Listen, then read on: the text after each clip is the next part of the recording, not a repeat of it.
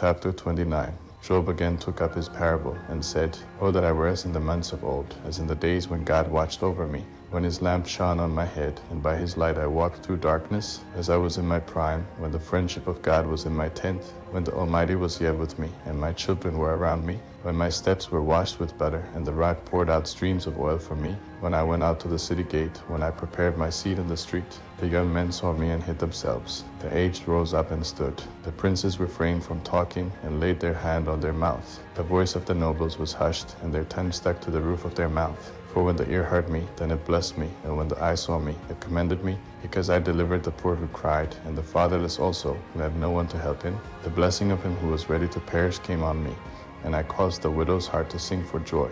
I put on righteousness, and it clothed me. My justice was as a robe and a diadem. I was eyes to the blind and feet to the lame.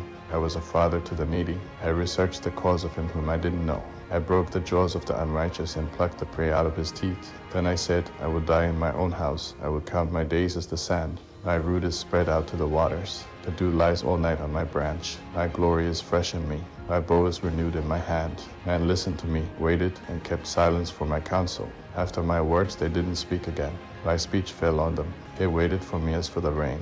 Their mouths drank as with the spring rain.